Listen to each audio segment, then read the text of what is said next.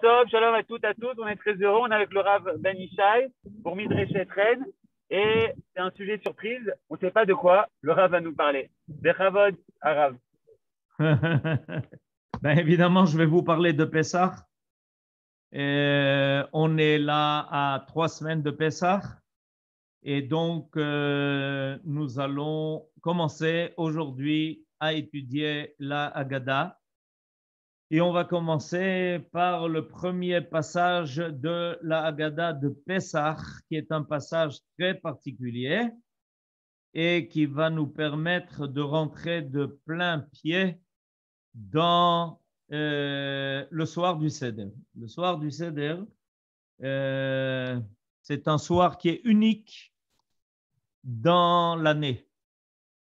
Un soir où toute la famille se réunit pour fêter la fête et surtout pour vivre à nouveau la sortie d'Égypte. C'est le but du soir du Seder. Et on peut évidemment se poser la question, pourquoi vivre à nouveau la sortie d'Égypte? Cette sortie qu'on connaît bien, puisqu'on a lu le récit de la sortie d'Égypte dans la Torah. Pourquoi est-ce que l'on aurait besoin de la vivre à nouveau? Alors la réponse a déjà été donnée par nos sages, c'est que en fait la sortie d'Égypte a commencé, mais elle ne s'est pas terminée. On est depuis des milliers d'années dans le processus de la sortie d'Égypte. Cette sortie d'Égypte est longue et elle a beaucoup de rebondissements. En effet, après être sorti d'Égypte, on a franchi le désert, on est rentré en Eretz Israël et on pensait que c'était définitif, mais non. Après 850 ans passés sur notre terre, on en est sorti. Avec la destruction du premier temple, on a connu l'exil de Babylonie. Cet exil jusqu'à aujourd'hui n'est pas terminé. Il y a en effet des gens de notre peuple qui nous ont quittés à cette époque du premier temple et qu'on n'a pas encore retrouvé, comme les 10 tribus. Et après, on est revenu sur notre terre avec Ezra et Nehemia, et on a aussi peut-être pensé que ça serait cette fois-ci définitif. Eh bien non, ça n'a pas été définitif.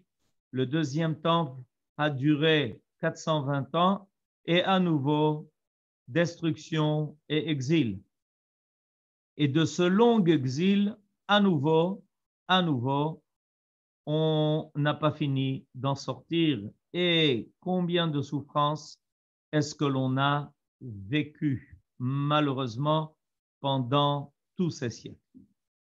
Alors, pour bien nous permettre d'intégrer cette idée que la sortie d'Égypte n'est pas terminée, on réclame de nous chaque année, le soir de la sortie d'Égypte, de la revivre. Voilà ce qu'en fait, on attend de nous. On attend de nous de revivre la sortie d'Égypte de nos ancêtres pour continuer et prolonger cette sortie d'Égypte à travers notre propre sortie d'Égypte. Alors, le premier passage de la Haggadah, qui est un passage dit en araméen, Ha Lachma Anya, est donc un passage qui commence d'abord par rappeler que nos ancêtres ont mangé ce pain de misère en Égypte. Ha-lachma anya diachalu avatana be'ara de Mitzrayim.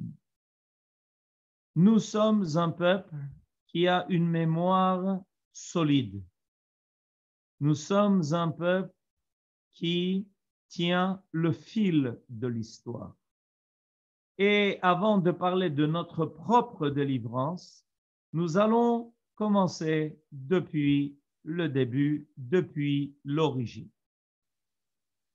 En tant que peuple, notre première apparition s'est faite en Égypte. Et évidemment, elle n'a pas été facile. On sait tout ce que les Égyptiens nous ont infligé. Comment ils nous ont ils nous ont durement traités. Quel était leur traitement? Et ça a été un temps insupportable, à tel point que finalement les enfants d'Israël ont crié et se sont adressés à Dieu, mi kotser ruach ou me avoda kasha. Et ça, nos sages, ça fait dire à nos sages que l'exil d'Égypte est en fait le père de tous les exils.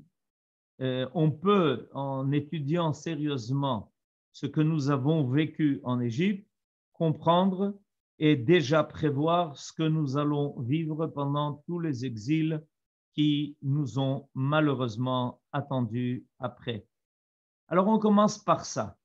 On commence d'abord par une déclaration d'identité.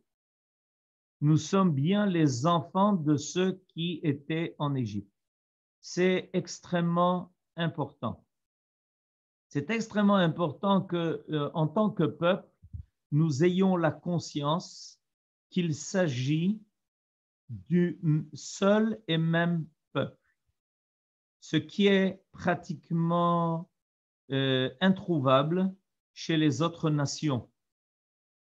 Il est très important pour nous d'avoir la conscience que nous portons sur nos épaules une histoire de pratiquement 4000 ans et que nous sommes forts de toute cette expérience-là.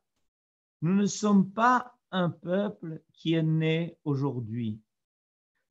Nous ne sommes pas un peuple qui n'a pas de racines et étant sans racines, qui peut être ballotté d'une civilisation à l'autre, d'une culture à l'autre, d'une pensée à l'autre.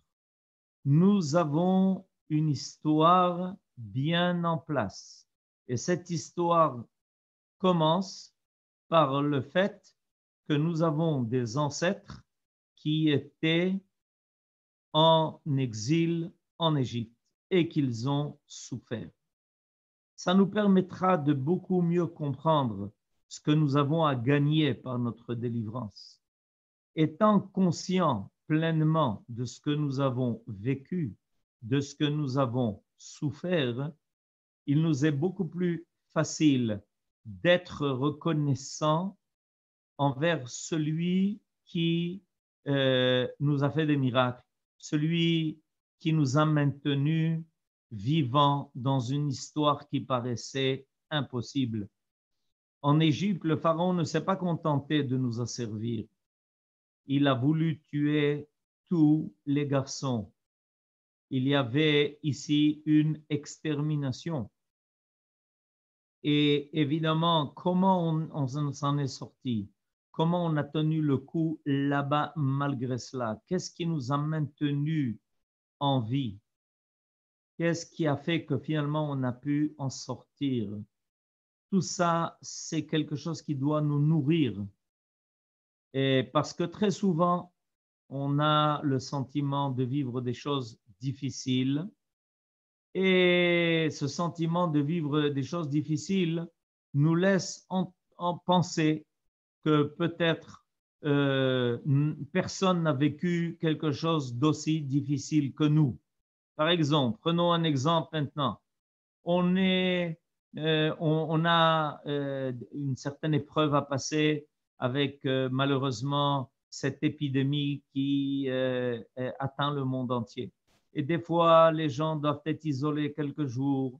Et des fois, on nous impose de ne pas sortir de chez soi. Et on a le sentiment que c'est insupportable. Pensez à nos ancêtres. Pensez à ceux qui devaient travailler jour et nuit. Pensez à ceux qui n'avaient pas un moment de liberté. pensez à ceux qui, alors qu'ils étaient en Égypte, a été abruti par le travail volontairement par le pharaon pour qu'il ne soit pas libre et disponible à aucune autre pensée que de travailler comme une machine. Imaginez-vous ce que nous vivons aujourd'hui par rapport à ce que nos ancêtres ont vécu alors qu'ils étaient en Égypte. Alors ça, c'est quelque chose qui doit être intégré. Et c'est pour ça qu'on va commencer le soir du Seder en parlant précisément de ce pain de misère. Évidemment, il s'agit de la matzah, qui est là pour nous rappeler qu'il y a eu des moments où c'est tout ce que l'on avait pour manger. Les Égyptiens ne nous gâtaient pas lorsqu'on était en Égypte. Ils nous donnaient le strict minimum pour vivre. Et malheureusement, même après cela, lorsque nos ancêtres sont sortis d'Égypte, certains se sont plaints et ont regretté l'exil. Et on retrouve à travers l'histoire des gens qui ont regretté l'exil et qui regrettent l'exil et qui pensent qu'en exil, tout était meilleur et tout était mieux. Ben, on a besoin, le soir du Seder, de remettre nos idées en place. Et pour remettre nos idées en place, alors on va commencer le soir du Seder par cette matzah. Ha lachma ania. Voici ce pain de misère.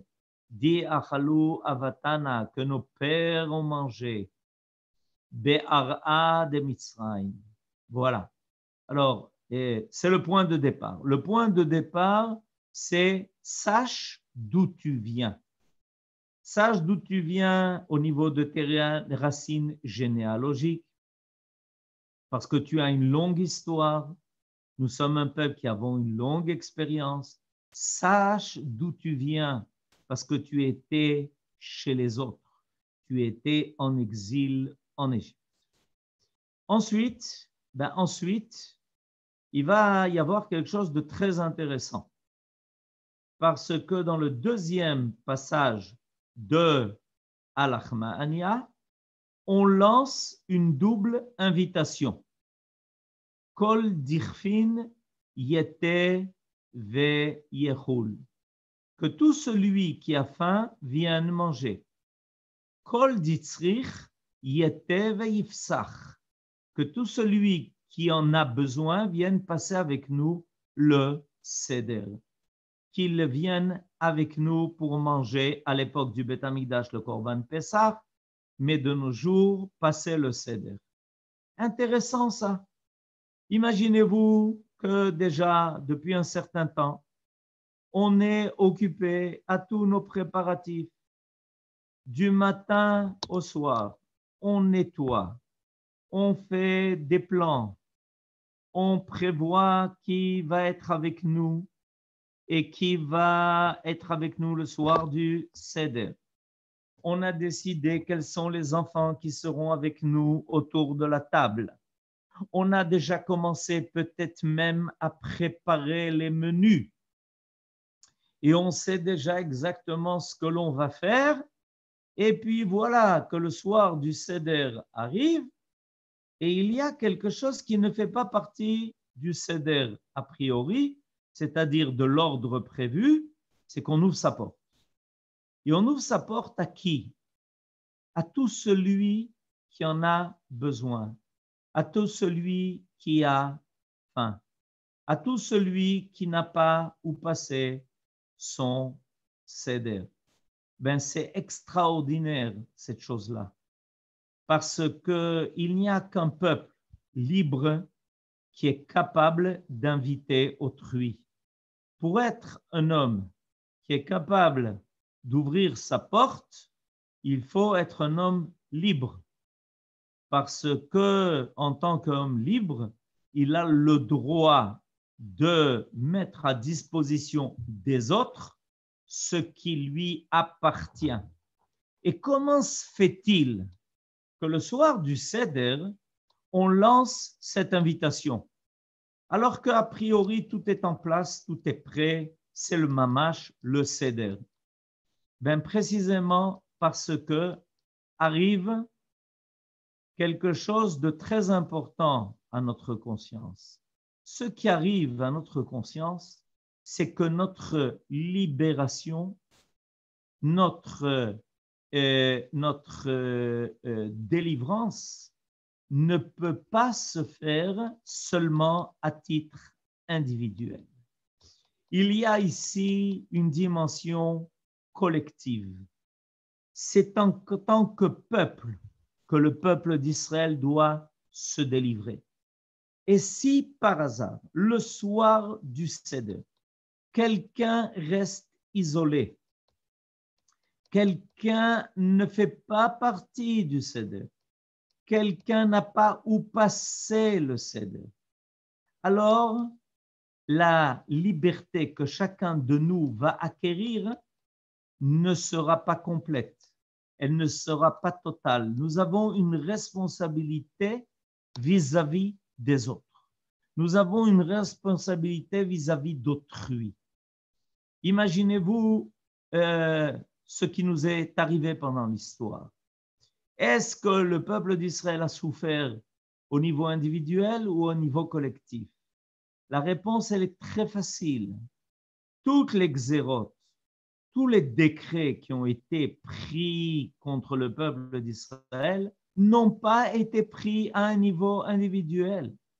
À un niveau individuel, il y avait des fois des situations où on appréciait certains juifs, mais ça n'a pas empêché, comme le roi d'Espagne et sa femme, de décréter l'expulsion des Juifs d'Espagne, bien que le ministre des Trésors était Rabbi Yitzhak Abravanel, Don Yitzhak Abravanel, et on était prêt à l'épargner, on était prêt à le sauver lui, mais Don Yitzhak Abravanel a refusé parce qu'il a dit si vous annulez le décret, c'est pour tout mon peuple. Et si vous le maintenez, moi aussi, je partirai. Il y a un souci d'ordre collectif. Une partie de nous-mêmes reste en exil tant qu'on ne s'est pas occupé de faire sortir tout le monde de l'exil. Il ne suffit pas de sauver sa propre peau, il faut qu'il y ait un souci d'ordre national. Et c'est pour ça que le soir du Seder, alors que chacun de nous est bien installé dans sa demeure et a tout mis en place, et a déjà tout préparé, alors voilà qu'on dit attention, on ne commence pas le Seder. On ne commence pas le Seder. On va vérifier que tout le monde puisse avoir où être. Quelqu'un m'a raconté qu'il était soldat dans l'armée française et que, évidemment, il avait énormément de mal à respecter et le Shabbat et les fêtes. Il était soldat dans l'armée française. Le jour libre était le dimanche, comme on le sait. Et il m'a dit, j'ai respecté quand même 2 fêtes. 2 fêtes, c'est Pessah et Yom Kippour. Et je n'ai pas transgressé ces 2 fêtes. À Pessah, je n'ai pas mangé de chametz. Pendant toute la semaine, à la caserne, j'ai mangé des pommes de terre pour ne pas manger de chametz. Et je lui ai demandé, qu'est-ce que tu as fait le soir du Seder? Comment est-ce que tu as pu faire le Seder, manger des matzot? Alors il m'a dit, eh bien, j'ai fait quelque chose de très simple. J'ai demandé la permission le soir du Seder et on me l'a accordé. Et je suis arrivé à l'improviste dans une communauté, au Bet HaKnesset. Je me suis renseigné où se trouvait le Bet HaKnesset. et on m'a indiqué le Bet Knesset et je suis arrivé et je me suis assis au Bet Knesset pour prier avec tout le monde. À la fin de la prière, immédiatement, quelqu'un s'est dirigé vers moi et m'a demandé, vous avez où à passer le Seder? Me dit, je savais qu'on m'inviterait. Je savais qu'on ne me laisserait pas seul ce soir-là.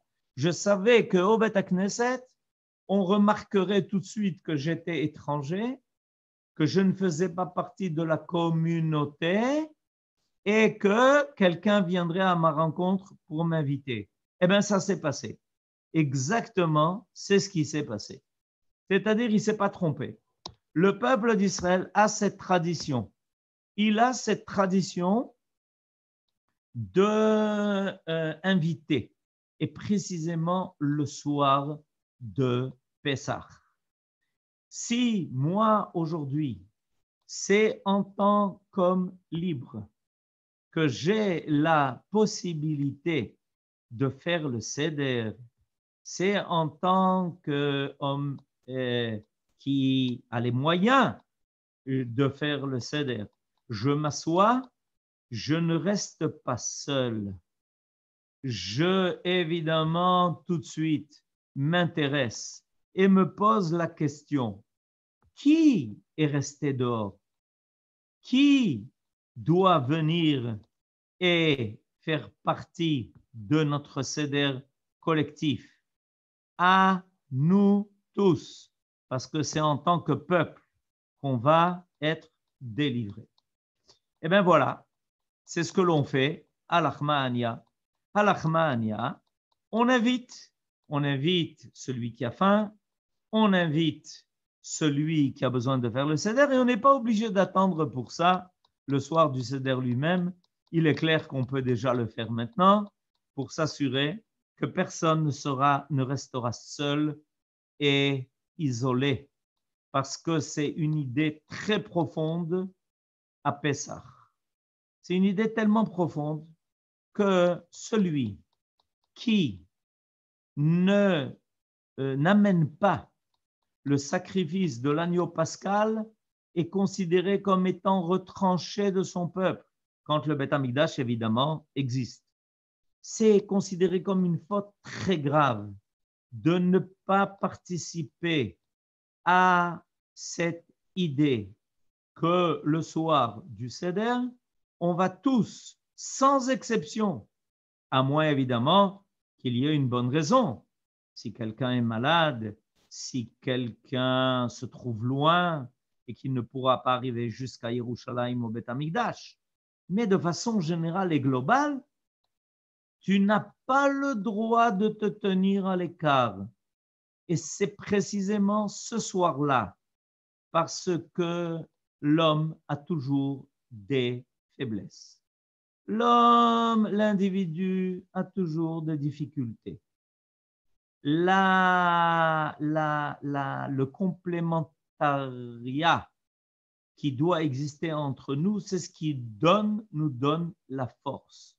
Il nous donne la force de soutenir ceux qui aident, ceux qui ont besoin d'aide, de soutenir ceux qui ont besoin d'aide. Et on doit être très, très éveillé à cela. Et surtout en ce moment, mais de façon générale, à travers toutes les générations. Combien d'exemples nous avons de ceux qui ont eu souci d'autrui et même s'ils avaient la possibilité d'assurer leur propre salut, se battaient, faisaient des efforts énormes et jusqu'à aujourd'hui pour que tout le monde puisse être intégré dans l'histoire collective d'Israël. Alors c'est comme ça qu'on commence notre Seder, en disant, vous savez, notre délivrance, celle qui a commencé avec la sortie d'Égypte et qui se poursuit jusqu'à aujourd'hui, c'est une délivrance qui nous oblige à être en éveil. Est-ce qu'on n'a pas oublié quelqu'un? Je me rappelle qu'il y avait des années où on laissait une chaise libre autour de la table pour nos frères en Russie. Et puis, il y a des années où on laissait une chaise libre autour de la table pour notre frère Jonathan Pollard, qui, grâce à Dieu, cette année, va pouvoir passer Pessah en Eretz Israël et faire le Seder. Et vous savez, grâce à quoi? Grâce au fait qu'on ne les a pas oubliés. Et quand est-ce que ça se manifestait? Le soir du Seder. Intéressant. C'est intéressant cette idée-là. Cette idée que, précisément, au moment du Seder, de façon symbolique, on laissait une chaise vide pour éveiller notre souvenir, notre pensée et dire qu'on avait en mémoire ceux qui ne pouvaient pas malheureusement être avec nous ce soir-là. Eh bien, voilà, c'est marqué dans Al-Achmania. C'est extraordinaire. Un texte qui dure depuis, et un texte que nous transportons avec nous depuis des milliers d'années, et que le peuple d'Israël réalise.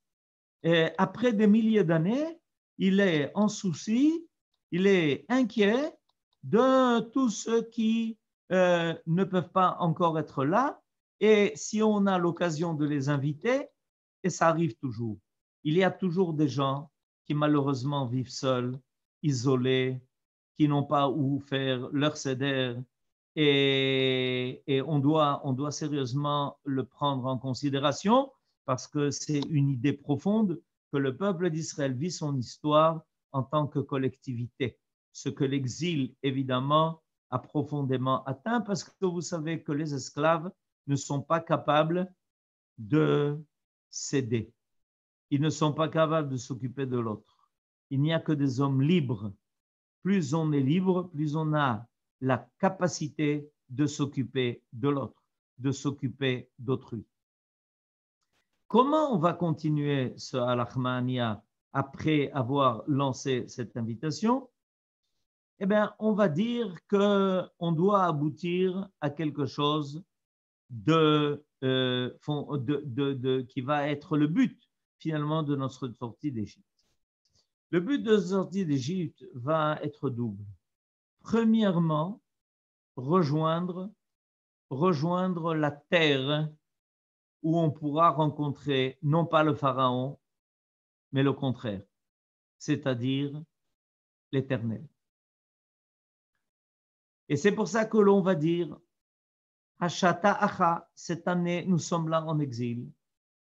Leshana Aba'a Be'ara de Israël.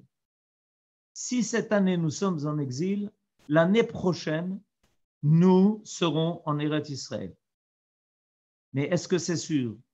Non. Mais en tout cas, on y rêve. En tout cas, on y pense. En tout cas, on y tient. Si finalement, à notre génération, le retour a pu se faire, c'est parce que nos ancêtres, pendant des milliers d'années, n'ont pas abandonné cette idée du retour. C'est extrêmement important de savoir cela. Notre ténacité de rêver à notre retour en Eretz Israël alors qu'on était au fin fond du puits de l'exil, alors qu'on était dispersés, alors que pour nous, Hebron, Jérusalem, Shrem était un rêve lointain.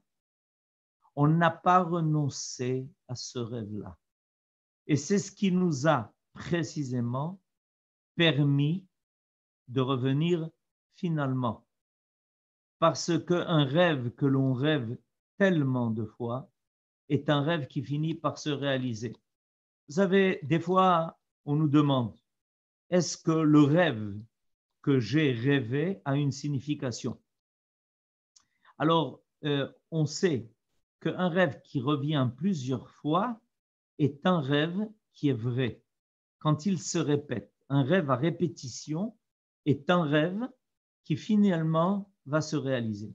Alors imaginez-vous, depuis qu'on est sorti d'Égypte, combien de fois on a dit cette phrase-là, les Shana Aba'a Be'ara'a de Israël. L'année prochaine, nous serons sur la terre d'Israël. Nos arrière-grands-parents l'ont dit et l'ont répété, n'ont jamais cessé de le dire dans toutes les langues le soir du Seder. Eh bien, vous savez ce qui se passe? Ben, finalement, ça a marché. Ce qui est extraordinaire dans cette affaire, c'est que ça finit par marcher. Ce rêve-là, qui était un rêve qui paraissait tellement lointain, on avait en tête que pour y arriver, il faudrait passer tellement de choses, tellement de fois on a été déçus, tellement de fois on a souffert. Combien avons-nous traversé dans ce long exil?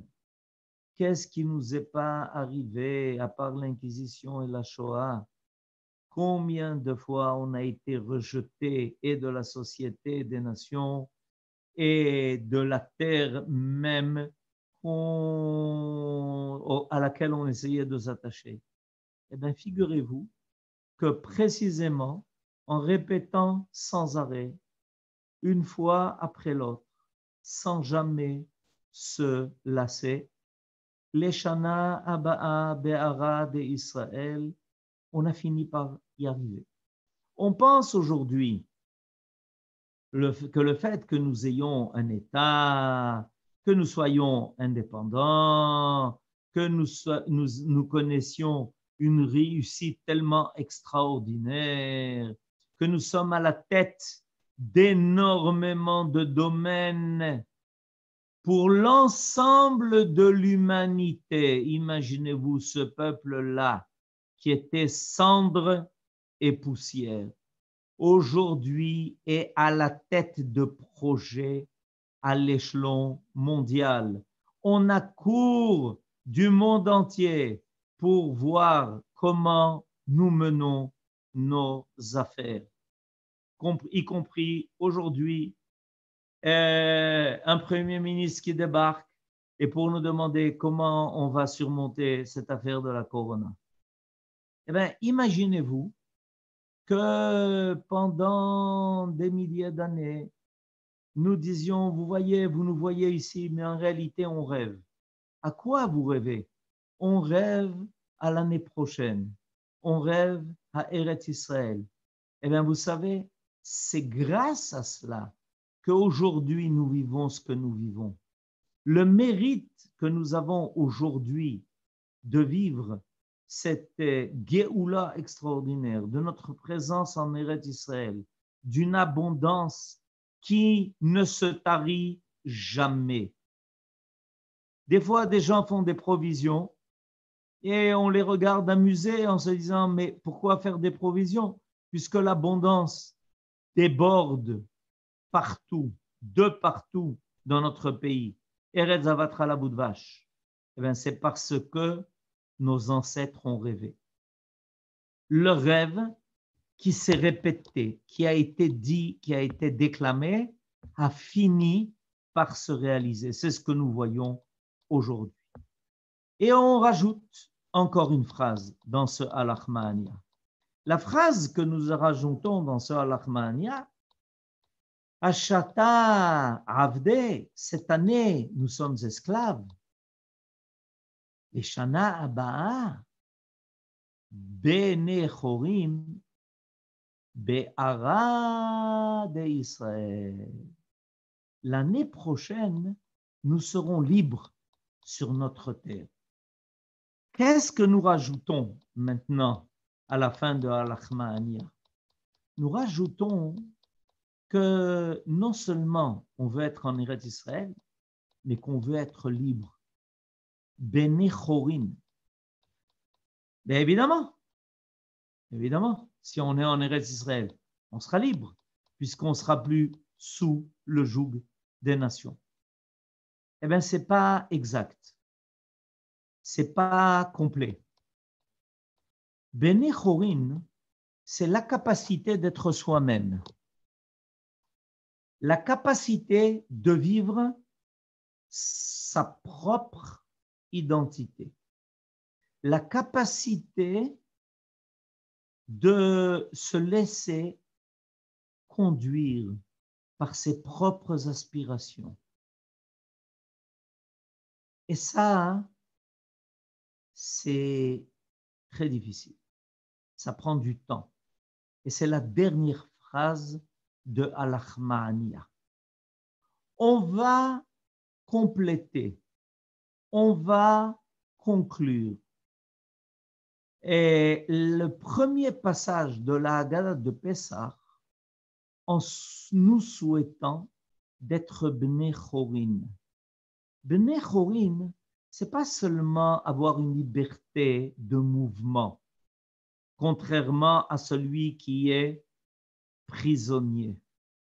Bnei Chorin, c'est celui qui est capable d'être créatif, de lui permettre ce qui permet à un homme de faire apparaître sa propre personnalité, ce qu'il est véritablement. Et qu'est-ce qui nous est arrivé en exil? Ce qui nous est arrivé en exil, c'est qu'on n'était pas Bnei Chorin. Qu'on le veuille ou non, on était sous l'influence, en même temps que sous le joug des nations.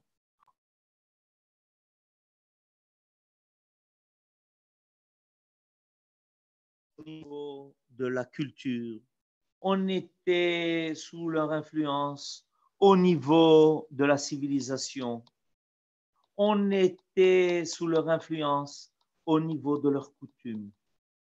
Et on s'aperçoit que bien que revenus de l'exil, on voit très souvent des individus qui ont gardé ces habitudes, qui ont gardé ces us et coutumes.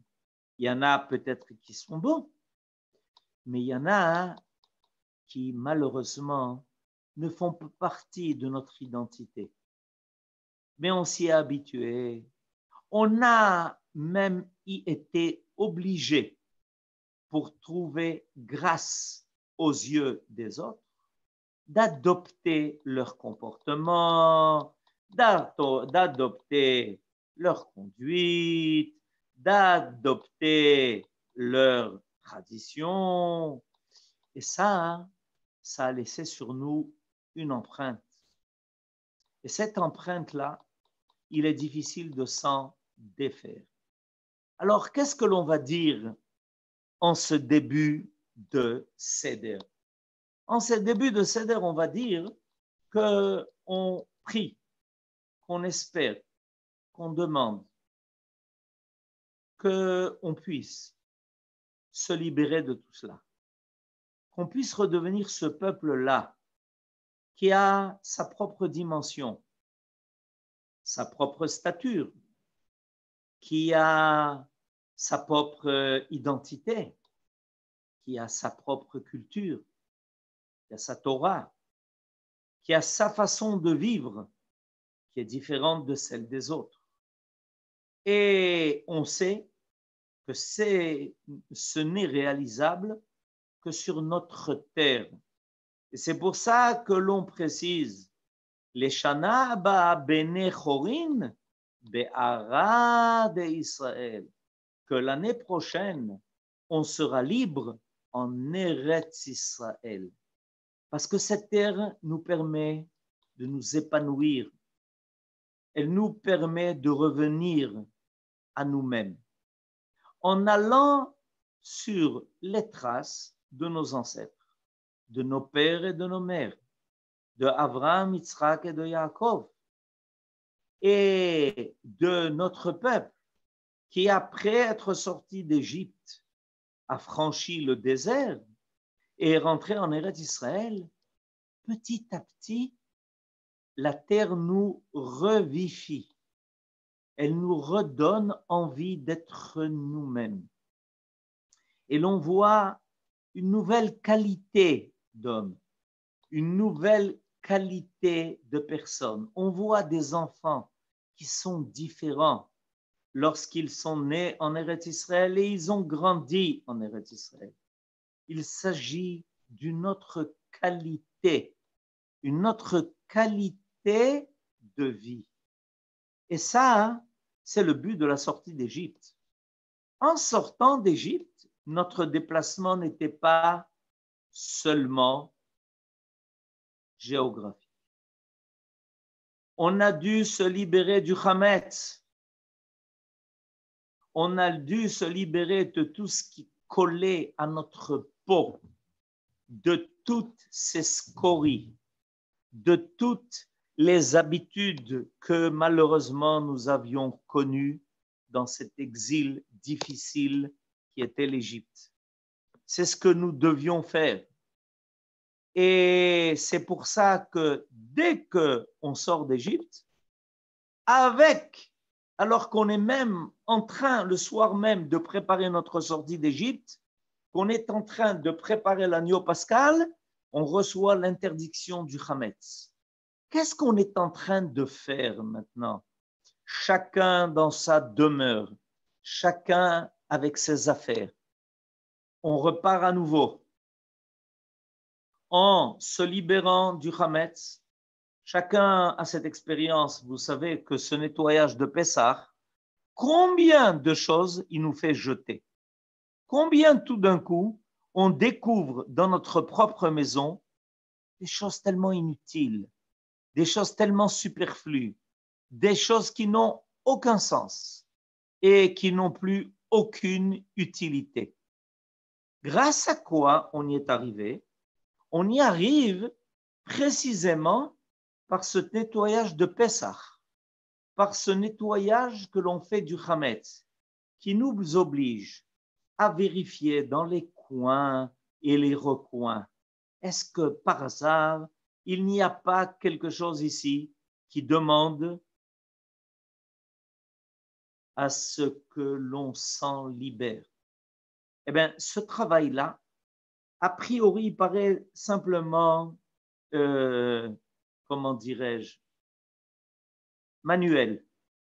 On cherche le Hametz par-ci, on cherche le Hametz par-là, mais on ouvre toutes les armoires, on ouvre tous les recoins. Eh bien, sachez que ça a une influence aussi sur notre âme. On ouvre tous les recoins de notre âme, de notre existence. Et on se demande, et on doit se demander, est-ce qu'il n'y a pas là-bas des choses dont on voudrait se libérer, des habitudes que l'on a contractées, d'ailleurs, pas souvent de soi-même, mais très souvent parce qu'on a été sous l'influence des autres, sous l'influence de la société où on a vécu, sous l'influence de la famille dans laquelle on a grandi, sous l'influence de ce qu'il est bon de faire pour trouver grâce aux yeux d'autrui. En ouvrant toutes les armoires, on est invité aussi à ouvrir toutes les armoires de notre âme, de notre personnalité, d'y chercher à la lumière d'une bougie. Cette bougie, c'est la bougie de la recherche du Hametz. Mais nos sages nous disent aussi qu'elle nous explique que l'on doit éclairer notre fort intérieur pour rechercher, pour découvrir ce qui nous permettra finalement d'être libres. Et il est clair qu'il y a une réciprocité qui se passe dans toute cette action que seul le peuple d'Israël connaît. Imaginez-vous un peu ce qui se passe en ce moment dans toutes les maisons de ce peuple-là, où on cherche et recherche, où on va fouiller de partout, où tout ce qui paraît propre va être encore nettoyé. Parce qu'a priori, si c'est déjà propre, pourquoi est-ce qu'on a besoin de le nettoyer? Non, mais c'est clair. Vous savez à quoi ça ressemble? Ça ressemble à la mitzvah de Netilat Yadayim. Netilat Yadayim, quand on va, par exemple, se mettre à table et que l'on va faire un repas, avant de consommer du pain, on va faire Netilat Yadayim. Mais cette Netilat Yadayim, est-ce qu'elle se fait sur des mains sales ou des mains propres? Évidemment, vous connaissez la halakha. On fait Netilat Yadayim sur des mains qui sont déjà propres, pas sur des mains qui sont sales. Il faut d'abord nettoyer ses mains et enlever tout ce qui est attaché pour pouvoir ensuite faire Netilat Yadayim. Alors, à quoi ça sert? Puisque nos mains sont déjà propres. Nos mains sont propres. Mais maintenant, on veut faire beaucoup plus que cela. On veut les purifier. On ne veut pas se contenter d'avoir des mains propres. On veut avoir des mains pures. Quand on nettoie maintenant nos maisons, on ne veut pas se contenter de nettoyer nos maisons, d'avoir des maisons qui sont propres, parce qu'on a bien balayé, comme on le fait de toutes les façons chaque semaine. On veut avoir des maisons pures, des maisons dans lesquelles se révèle notre identité juive, notre identité de peuple qui a reçu la Torah, qui a sa propre culture, qui vit ses propres valeurs. Eh bien, c'est ce qu'on est en train de faire. Et finalement, sachez que cette Dikat Hametz que l'on est en train de faire dans notre propre demeure va finir par être une Dikat Hametz collective. L'ensemble du peuple va faire Dikat Hametz sur sa propre terre. Et on a dans la Bible des récits comme ça, où à l'époque du premier temple, quand malheureusement il y a eu des échecs graves, des échecs qui ont fait fauter le peuple et l'ont amené à transgresser des interdits graves de la Torah, le roi, qui était un tzaddik, a réclamé que l'on fasse une dikat chametz, non pas pour trouver du chametz seulement, mais pour trouver et repérer dans le pays tout ce qui entravait la possibilité de l'apparition de la divinité. C'était une dikat chametz collective. Il y a une dikat chametz individuelle. Elle est très importante. Elle est en train de se faire. Mais il faut que nous soyons conscients qu'en vue de la Géoula et de l'achèvement du projet divin, on va devoir faire une dikat chametz collective sur l'ensemble de notre terre, pour l'ensemble de notre peuple. Et petit à petit, on va se retrouver libre, mais cette fois-ci libre complètement. Pas seulement un État libre, mais un peuple libre sur la terre où Dieu nous libérera de tout ce qui nous empêche de rencontrer la divinité, l'état pur de la vie qui permet de la rencontrer par notre âme, à propos de laquelle on dit chaque matin, Elokai neshama shenatata bi tehora. Alors nous faisons aussi une dikat chametz sur nous-mêmes pour que notre âme puisse habiter notre corps, notre être, sans qu'elle y rencontre aucun chametz et qu'elle se trouve à l'aise en nous-mêmes.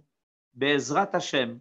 Voilà à quoi nous nous préparons en vue de cette fête de Pessah, Kasher, Vesameach, pour nous et tout Israël en bonne santé. Amen. Rav, pour ce message d'espoir. Merci. Toda rabba, kol tov. Toda rabba, toda rabba. תודה רבה, שבוע טוב. טוב, תודה רבה.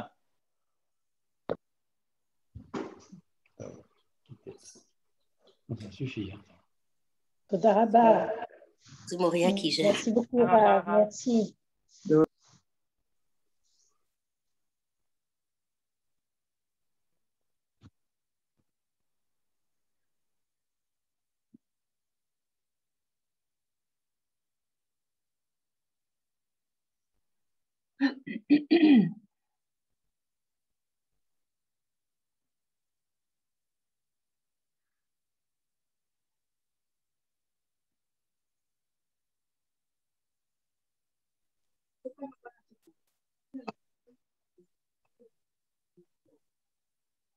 Allô, shalom.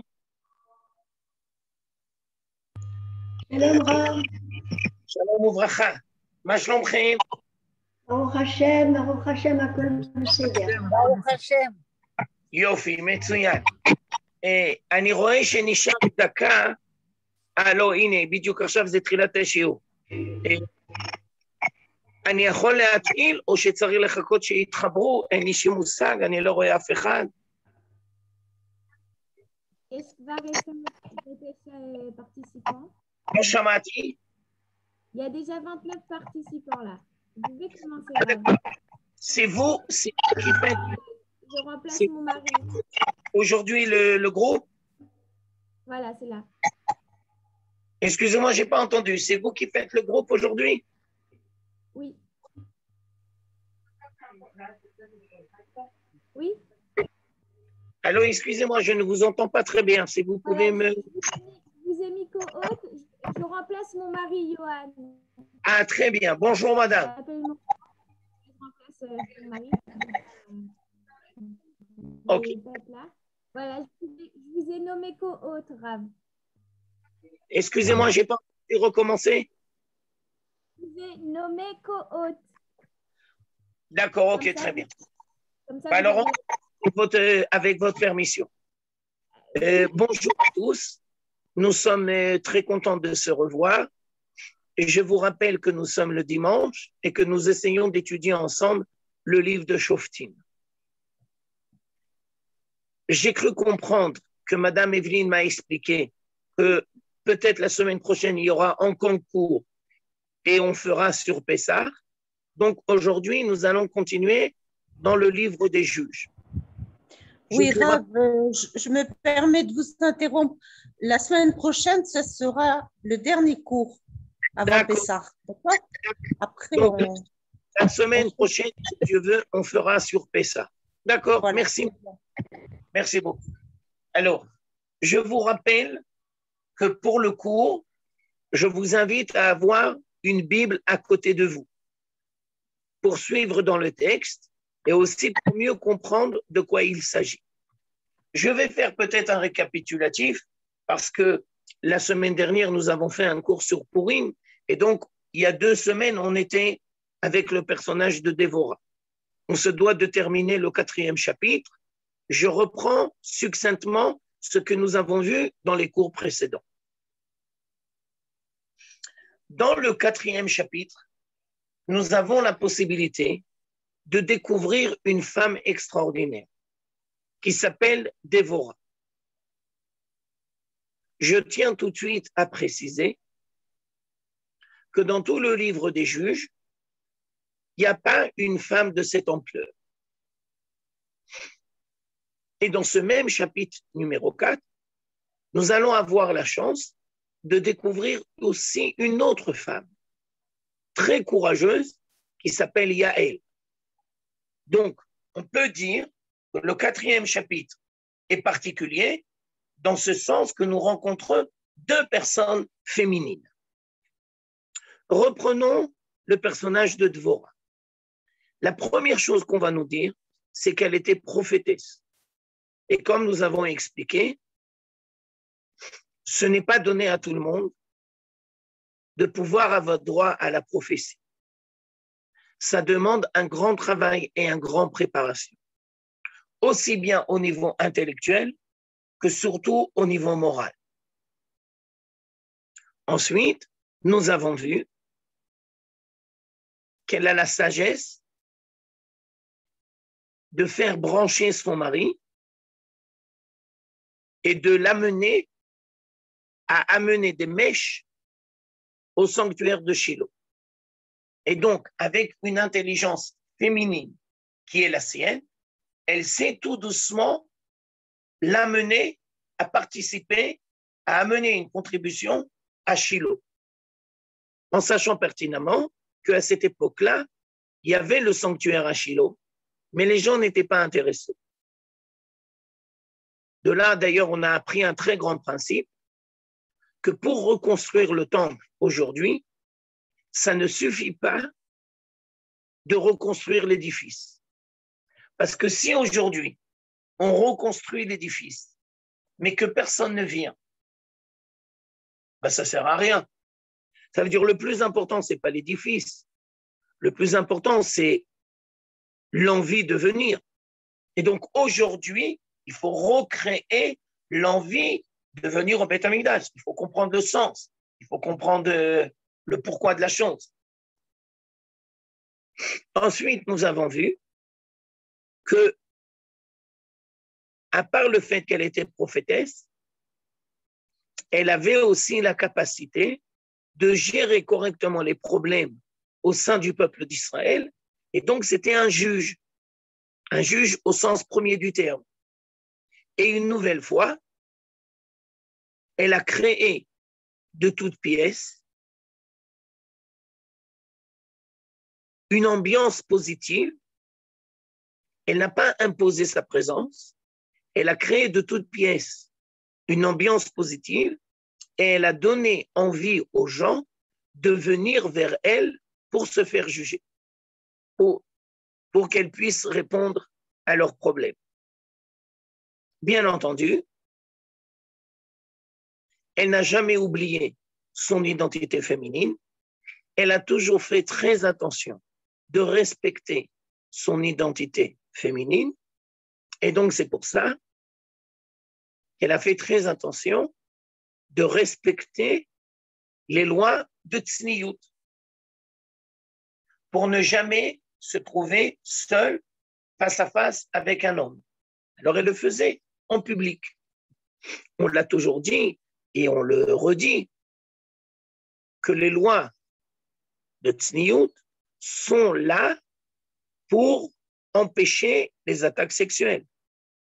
Et donc, quand la Torah et les Chachamim imposent qu'une femme ne se retrouve pas seule à seule avec un homme, elle ne fait pas ça dans l'intention de discriminer les femmes, mais au contraire, elle fait ça dans l'intention de protéger les femmes. Et à vrai dire, ça doit être aussi la responsabilité de l'homme de ne jamais se retrouver seul à seul avec une femme. Et si l'homme oublie, c'est le rôle de la femme de se rappeler et de prendre ses dispositions. Ça, c'était le premier cours sur Dvorah. Le deuxième cours sur Dvorah, c'est que nous avons vu qu'elle a pris les devants et qu'elle a demandé à un homme qui s'appelle Barak ben Avinoam, est arrivé le temps de se révolter par rapport au joug des Cananéens. Ça va faire 20 ans que nous sommes sous l'oppression des Cananéens et maintenant, il faudrait retrouver notre indépendance. Et donc, c'est pour ça qu'elle, une nouvelle fois, l'invite tout doucement à regrouper autour de lui 10 000 personnes et d'envisager une guerre contre les Cananéens.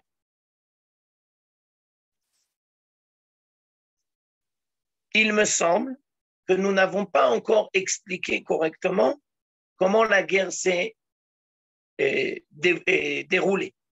Mais peut-être que je me trompe et peut-être qu'on l'a fait. Alors, je vous reprends rapidement. Ce roi-là, Yachin Meler Kenad, et son chef des armées, Sisra, le texte nous dit au début du 4e chapitre qu'ils avaient 900 Shameot Rechev Barzel, c'est-à-dire ils avaient 900 blindés. On pourrait dire tanks ou chars. Ça veut dire qu'ils avaient une puissance très forte. Mais d'un autre côté, ils ont du mal à se déplacer. Ça prend du temps à se déplacer parce qu'ils en ont 900. Alors maintenant, reprenons s'il vous plaît dans le texte les différentes étapes de la victoire. Dans un premier temps, Barak ben Avinoam est monté en haut sur la montagne et ils se sont cachés sur la montagne. Je vous rappelle qu'il a demandé de l'aide à la tribu de Naphtali et à la tribu de Zévouloun et ils se sont cachés en haut dans la montagne. À ce moment-là, Dieu, qu'est-ce qu'il a fait? Il a fait un bruit énorme qui a paralysé et qui a perturbé complètement les soldats. Et à cause de ce bruit, ils se sont réfugiés dans la vallée, en bas. Ils se sont tous concentrés là-bas.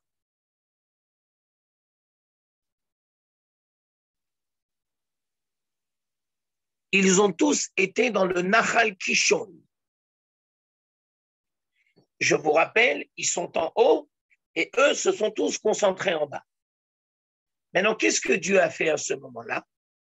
Il a envoyé une pluie diluvienne qui a engendré qu'ils se sont embourbés.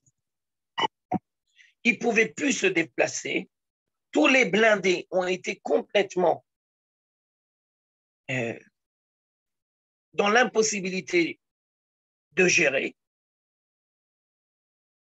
Et donc, à ce moment-là, Barak est descendu avec tous ses soldats et il y a eu une victoire extraordinaire. Ça veut dire deux choses. D'abord, ça veut dire que dans cette victoire-là, il y a eu une contribution divine et il y a eu une contribution humaine. La contribution divine, c'est le bruit qui les a complètement perturbés. Et ensuite, la pluie diluvienne pour qu'ils s'embourbent et pour qu'ils soient paralysés. Mais cette contribution divine toute seule ne suffit pas. Il fallait que Barak ben Avinoam termine et vienne et combatte correctement. Ça veut dire, de là, nous allons apprendre deux grands principes. Premier principe,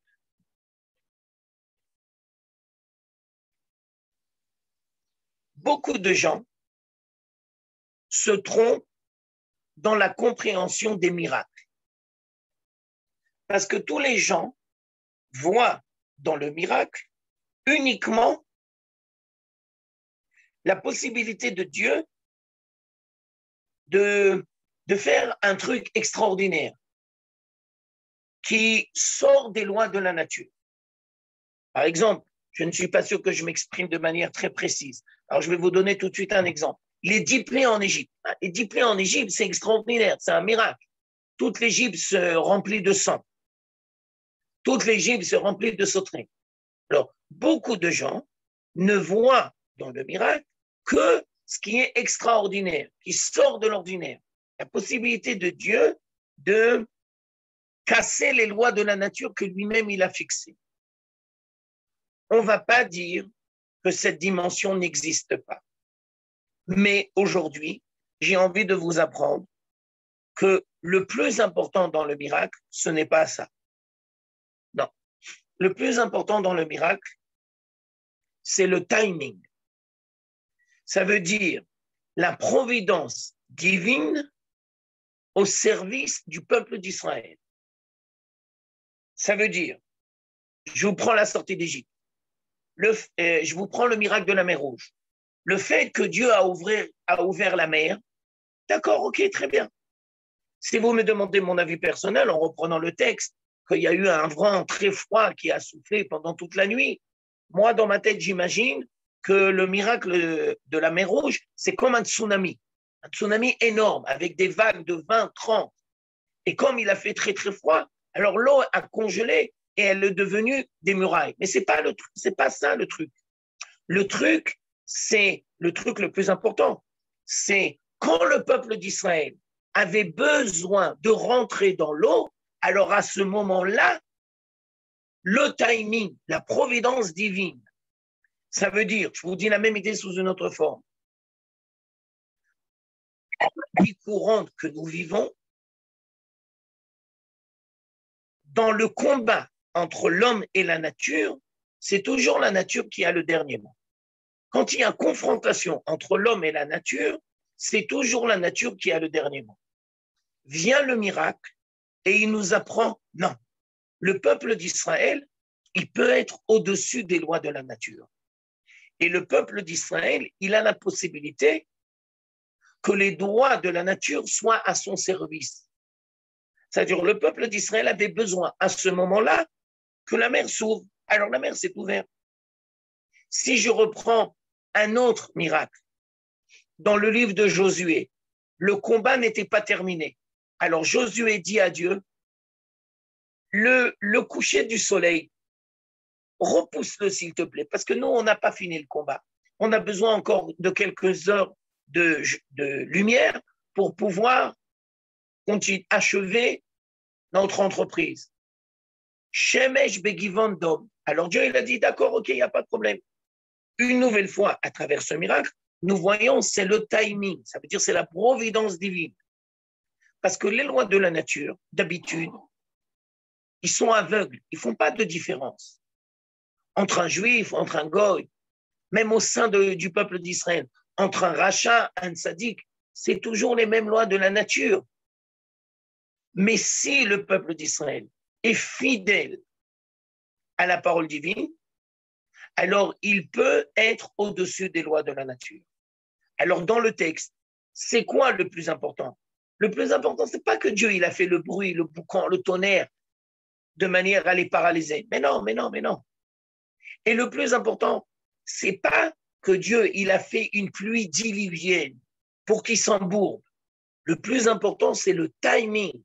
Ça veut dire qu'au moment où le peuple d'Israël avait besoin, alors la pluie diluvienne est tombée et les a embourbés. Je vous donne la même idée sous une autre forme. Vous savez que la pluie, on peut la prévoir, mais la météo, ils peuvent se tromper. On peut voir aujourd'hui dans les nuages et on peut faire une estimation, mais n'empêche que tout le monde sait que la météo, on ne peut pas la gérer. Ça peut changer à n'importe quel moment. Alors, dans le Sefer Shoftim, au 4e chapitre, ce que l'on doit retenir, c'est le timing. Ça veut dire qu'au moment où le peuple d'Israël a eu besoin qu'il y ait cette pluie qui les embourbe, alors ils ont été embourbés. Et donc c'est comme ça qu'il y a eu une victoire extraordinaire. Et on l'a dit dans le cours précédent, le général des armées s'est barré, il a fui, il s'appelle Sisra, et comme on l'a expliqué à l'époque, une femme extraordinaire qui s'appelle Yael l'a fait rentrer dans sa tente, lui a donné à boire, et il s'est endormi, et elle lui a coupé la tête. Et donc, d'une certaine manière, nous avons fini le 4e chapitre et nous avons vu la victoire du peuple d'Israël. Aujourd'hui, je voudrais commencer avec vous le 5e chapitre. Comment commence le 5e chapitre? Alors, je vous invite à voir dans le texte. Vatashar Devora ou Barak ben Avinoam Bayom Ahu Lemor. Ça veut dire, nous avons dans le 5e chapitre un chant de louange et de remerciement que le peuple d'Israël, et plus particulièrement Dvorah et Barak ben Avinoam, vont adresser à Dieu en remerciement. Alors, avant de rentrer dans les détails des versets du 5e chapitre, j'aurais voulu que nous voyions ensemble, s'il vous plaît, certains passages dans la Bible où nous avons une nouvelle fois un chant de remerciement par rapport à une victoire méritée. Alors, si vous pouvez prendre la Bible, je vous invite maintenant à ouvrir, s'il vous plaît, dans le Chumash de Shemot. Ce sont des versets que nous avons l'habitude de lire tous les jours dans la prière, et nous avons Az Yashir Moshe ve Israël. Si je reprends le texte à partir du verset 30, et nous sommes au chapitre 14, verset 30. Vayosha Adonai bayom hahu et Israël miyad Mitzrayim. Vayar Israël et Mitzrayim met al sefat hayam. Vayar Israël et hayad hagedola asher asa Adonai b'Mitzrayim. Vayiru ha'am et Adonai vayaminu b'Adonai u'b'Moshe avdo. Et donc commence le 15e chapitre. Az yashir Moshe uvnei Israël et ashira azot les morts. Et ashira azot l'Adonai vayomru les morts. Ça veut dire, nous avons une nouvelle fois une victoire militaire et le peuple d'Israël ressent le besoin de remercier Dieu. Mais maintenant, je voudrais vous faire une précision. Dans le miracle de la mer Rouge, la contribution du peuple d'Israël est très minime. C'est Dieu qui a fait tout le boulot. Donc, on aurait été en droit, peut-être, de comprendre que le chant, c'est quand Dieu fait tout le boulot. Donc, c'est normal qu'il ressente le besoin. Mais maintenant, je voudrais vous donner un autre exemple. Alors, je vous invite, s'il vous plaît, à ouvrir la Bible dans le livre de Shemuel. Dans le livre de Shemuel, le 2e livre de Shemuel. Vous savez que nous avons Shemuel Aleph et Shemuel Bet. Et je voudrais, avec votre permission, que vous ouvrez, s'il vous plaît, au chapitre 22. Et là-bas, une nouvelle fois, je vous rappelle la source, Shemuel Bet, chapitre 22. Nous avons le chant que David a fait. Vaidaber David l'Adonai et divrei ashira azot bayom itzil Adonai oto mikaf kol oivav ou mikaf shaou. David a ressenti le besoin de remercier Dieu quand Dieu l'a sauvé de tous ses ennemis et aussi du roi Shaoul qui voulait sa destruction.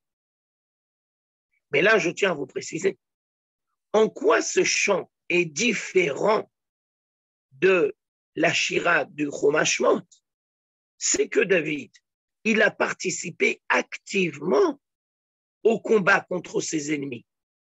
Et donc, je vous précise, David aurait pu voir dans sa réussite militaire, sa réussite à lui. Et il aurait pu ne pas voir la contribution de Dieu à l'événement. Je tiens aussi à vous préciser que tous les combats que David a fait contre ses ennemis, eh bien, ils se sont tous passés de manière naturelle. Ça veut dire qu'il a dû participer au combat. Et je me permets même de dire que sans doute, c'est très envisageable, qu'il y a des soldats de David qui sont morts au combat. Ben oui, mais n'empêche que David est là pour nous apprendre un principe.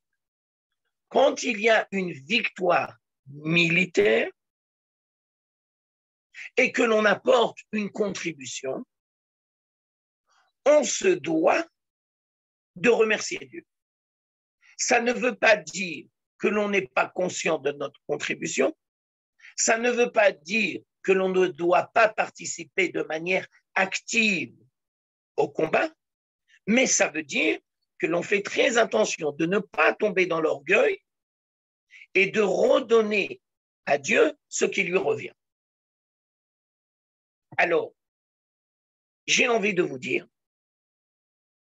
que le chant de Dévorah, il s'inscrit dans les différents chants que nous avons vus jusqu'à présent.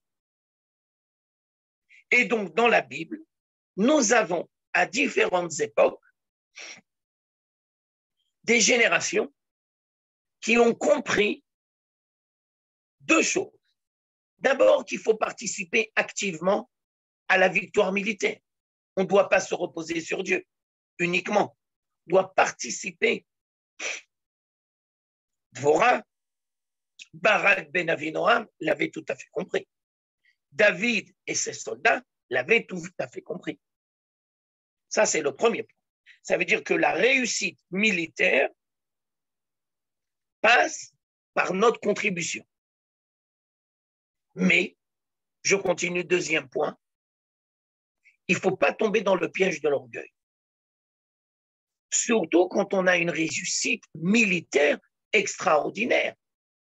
Ça veut dire le danger de Barak ben Avinoam et de Dvorah, c'est que comme il y a eu une victoire militaire extraordinaire, ben leur danger, c'est de ne pas voir la contribution divine.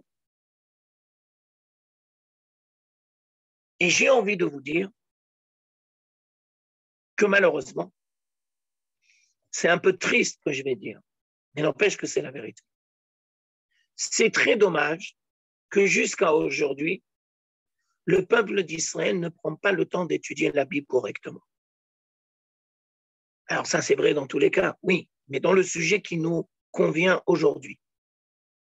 C'est vraiment dommage que le peuple d'Israël dans sa globalité et tous les religieux plus particulièrement ne sont pas capables de faire le Hallel à Yom Ha'atzmaut et à Yom Yerushalayim. Parce que je vous rappelle que Yom Ha'atzmaut et Yom Yerushalayim, eh ben, il y a eu une victoire militaire. Ah ben oui, avec la déclaration de l'État d'Israël, ben, la guerre d'indépendance a éclaté et ça a pris 1 an de combat. Et en 1949, avec la libération de Eilat, eh ben, le peuple d'Israël a eu une victoire extraordinaire. Et la guerre des 6 jours, la même chose. Pendant 6 jours, il y a eu des combats très durs et on a eu une victoire militaire. Alors, beaucoup de gens me disent, mais le Hallel, le Hallel, le Hallel. Alors, il faut être capable de leur dire, mais regarde, tu ne connais pas le 5e chapitre du livre de Shoftim, le chant de remerciement de Dvorah et de Barak ben Avinoam. Tu ne connais pas Shmuel Bet au chapitre 22, le chant de remerciement de David Amelech. Mais maintenant, avec votre permission, je voudrais aller plus loin que ça. Parce que vous allez me dire, ouais, mais faire le Hallel, c'est peut-être un petit détail. Bon, on le fait pas. Bon, d'accord. C'est pas la fin du monde. Alors maintenant, je voudrais, s'il vous plaît, que vous preniez la Bible au livre de Divrei Hayamim, les chroniques. Et je voudrais que vous ouvriez les chroniques bêtes au chapitre 32. Alors, vous savez peut-être que dans le livre des chroniques, nous avons chronique 1 et chronique 2. D'ailleurs, c'est une bonne occasion de feuilleter un peu la Bible. Et je vous invite à ouvrir aujourd'hui au chapitre 32. Et le verset qui nous intéresse, 2 minutes s'il vous plaît, c'est le verset 21. Je reprends, Divrei Hayamim 32 au verset 21.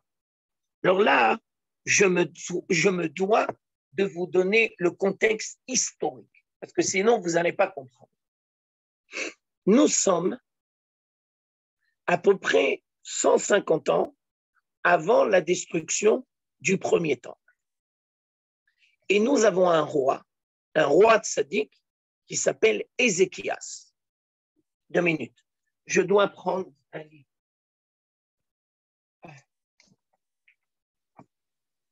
Il y a un nouveau livre du Rav Uri Cherki qui vient de sortir et j'en ai besoin pour le cours d'aujourd'hui. Alors, je reprends le contexte historique.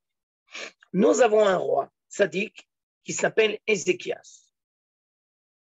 Entre parenthèses, son père était un rachat et son fils aussi était un rachat. Mais lui, c'était un tzaddik. Et une nouvelle fois, il a été confronté aux armées du roi de Babylonie, Sanchérib. Et ils sont venus assiéger la ville de Jérusalem. Entre parenthèses, c'est très important de le savoir. Ils sont tous venus 180 000, regardez bien, sont venus assiéger la ville de Jérusalem. Et le soir du Seder, ce n'est pas un hasard d'ailleurs, le soir du Seder, alors qu'ils étaient tous assiégés, ils ont tous assiégé la ville de Jérusalem, Dieu a fait un miracle et ils sont tous morts d'une maguefa, sont tous morts d'une épidémie. En une soirée. Et au lendemain matin, ils étaient tous morts. Alors maintenant, je voudrais lire avec vous le texte, s'il vous plaît.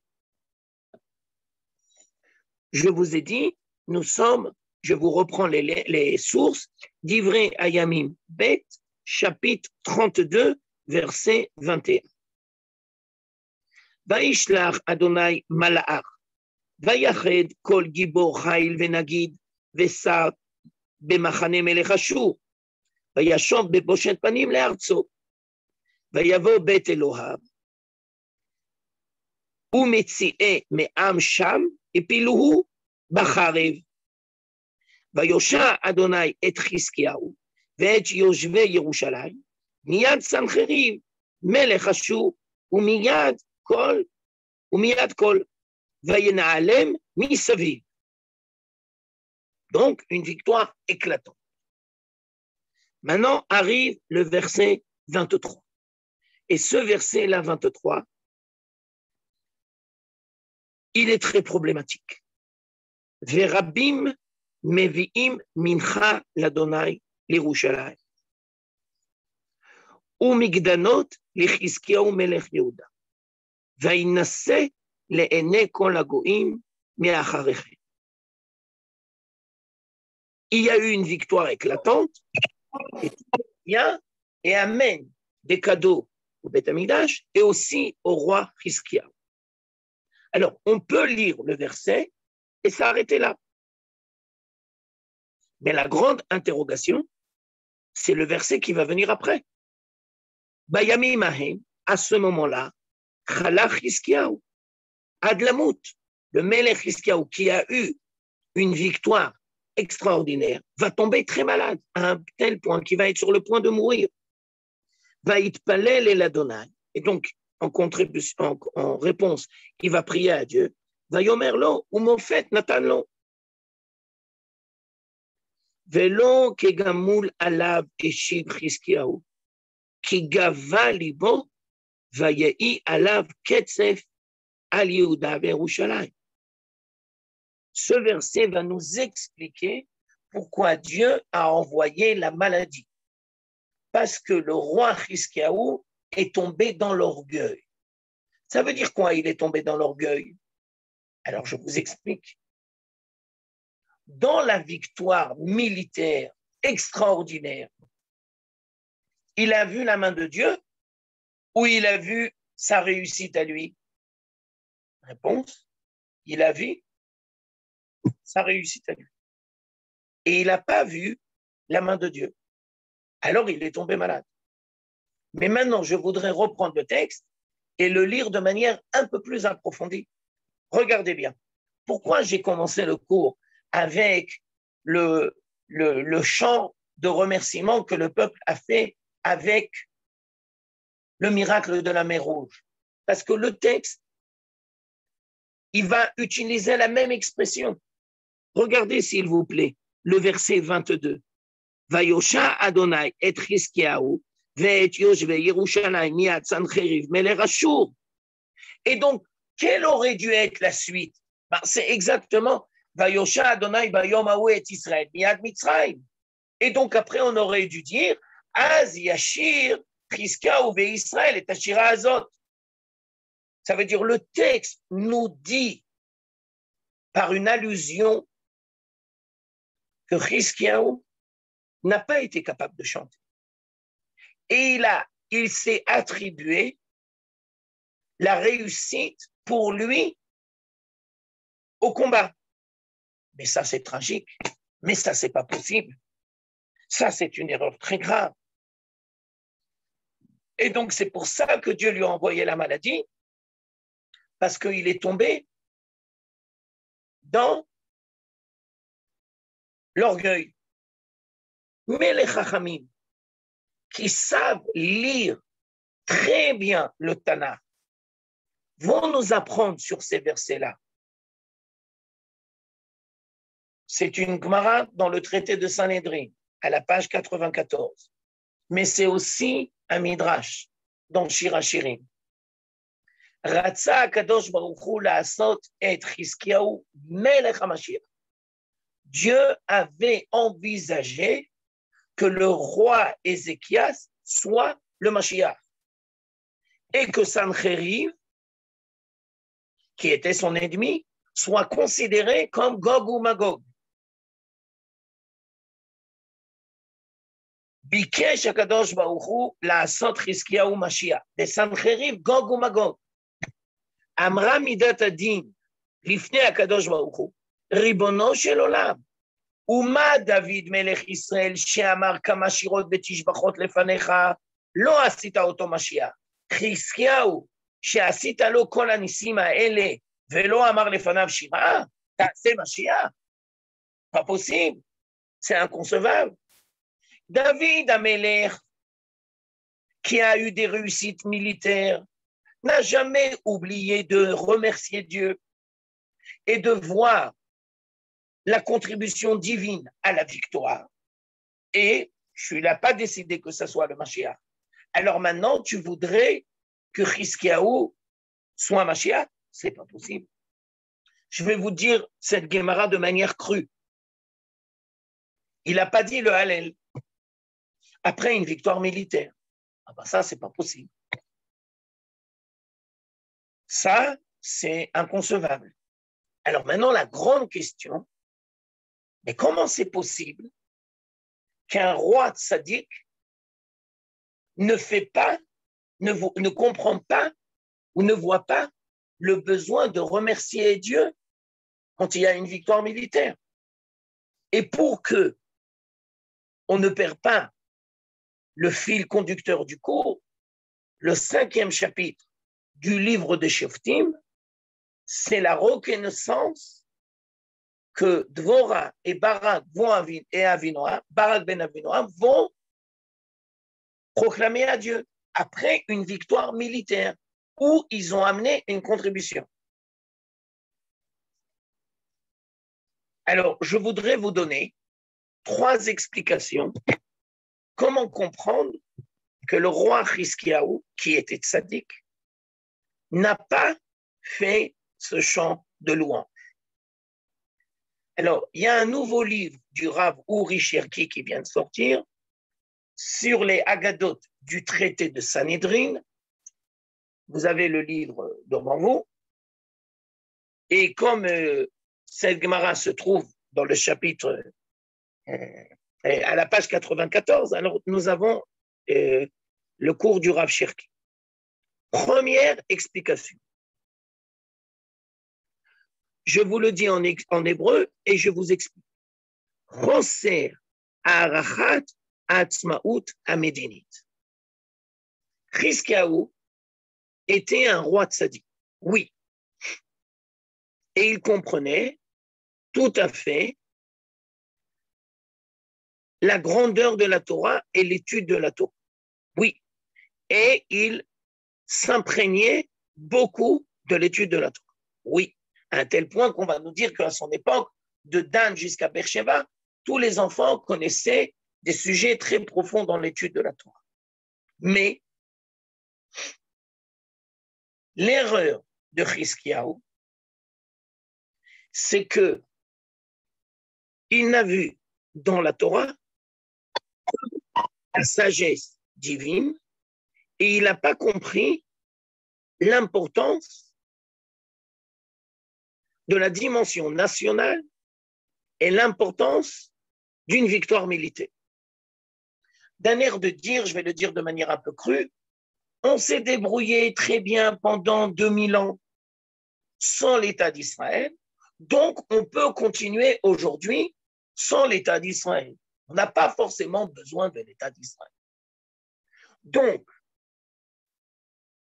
en essayant d'être fidèle à l'enseignement que j'ai envie de vous apprendre aujourd'hui, beaucoup de gens se disent, mais comment c'est possible qu'une partie du judaïsme orthodoxe voit la main de Dieu dans la Torah et ne voit pas la main de Dieu dans la création de l'État d'Israël et ne ressentent pas le besoin de dire le Hallel à Yom Ha'atzmaut et à Yom Yerushalayim. Réponse, ça n'a rien de nouveau. Il y a déjà des antécédents. Ça s'appelle le roi Chizkiyahu. Et donc, de la même manière que le roi Chizkiyahu était un grand sadique et qu'il comprenait la Torah et qu'il participait à l'enseignement de la Torah, la dimension nationale n'avait pas de lumière à ses yeux, n'avait pas de valeur à ses yeux. Je voudrais vous donner un autre exemple dans l'histoire qui s'est reproduit. Vous savez que à la période du Homer, chaque année, on se rappelle des élèves de Rabbi Akiva qui ont manqué de respect l'un par rapport à l'autre et qui sont tous morts à l'époque du deuxième temple. Et le jour de l'Akba Omer, l'épidémie est terminée. Et selon le langage de la Gemara, l'onahagu kavod zelaz. Ils ne se sont pas appréciés mutuellement. Alors maintenant, la grande question, mais qu'est-ce qui s'est passé chez les élèves de Rabbi Akiva? Comment c'est possible qu'ils sont arrivés à cette erreur-là? Je vous propose une explication qui va être la suite logique de Chizkiyahu et de la réalité que nous connaissons aujourd'hui. Quand on posait la question à une partie des élèves de Rabbi Akiva et qu'on leur disait, mais quelle est la particularité de votre salle, de votre maître? En quoi Rabbi Akiva, il est extraordinaire? Alors, beaucoup d'élèves ont dit, c'est un géant dans la Torah. C'est le plus grand géant de l'époque du deuxième temple. Et on leur dit, et c'est tout? Ils disent, non, oui, c'est ça le plus important. Et bien entendu, cette partie des élèves de Rabbi Akiva avait entièrement raison. Parce que c'est vrai que Rabbi Akiva était un géant dans la Torah, dans toute sa génération et pour toutes les générations futures. Mais quand on allait voir une autre partie des élèves de Rabbi Akiva et qu'on leur a posé la même question, quelle était la particularité de votre maître? Alors ils ont dit, bien sûr que notre maître, c'est un géant dans la Torah. Mais avant lui et après lui, il y en a eu et il y en aura d'autres. C'est pas ça sa particularité. Alors on leur a posé la question, mais alors selon vous, quelle est la particularité de Rabbi Akiva? Réponse, il a cautionné la révolte militaire de Bar Korba contre l'oppression romaine. Ça veut dire, si vous voulez, à leurs yeux, Rabbi Akiva, c'était le tikkun de Chizkiyahu HaMelech. Chizkiyahu HaMelech n'a été grand dans la Torah, mais il n'a pas vu l'importance d'une indépendance militaire et d'une indépendance politique, et donc, il n'a pas remercié Dieu. Alors, les élèves de Rabbi Akiva, ils ont dit, la grandeur de notre maître, c'est qu'il contribue, il participe, il cautionne la révolte de Bar Korba. Et une nouvelle fois, cela avait raison, et aussi cela avait raison. Mais chacun était persuadé que seule sa réponse à lui était la vraie. Mais en fin de compte, si on pose la question, c'est qui Rabbi Akiva? C'est le géant dans la Torah ou c'est celui qui cautionne la révolte de Bar Korba? La réponse doit être les deux. Ah bah oui, bien entendu. Alors vous allez me dire pourquoi je vous ramène ça aujourd'hui. Maintenant, je reprends le texte. Qui est Dvorah? Une prophétesse? Un juge qui est capable de gérer tous les problèmes de la communauté d'Israël ou quelqu'un qui participe à la libération du joug des Cananéens? Réponse, de la même manière que Rabbi Akiva était grand, géant et qu'il avait possibilité dans son monde de gérer deux dimensions contraires mais complémentaires, la grandeur dans la Torah et d'un autre côté concerné à la révolte par rapport à Bar Korba, Dvorah, c'était la même chose. Et donc c'est évident que si Rabbi Akiva vivait à notre époque, eh ben, il dirait le Hallel, à Yom Ha'atzmaut et à Yom Yerushalayim. Bien sûr. Deuxième explication, pour expliquer peut-être pourquoi Chizkiyahu HaMelech n'a pas été capable de dire une louange.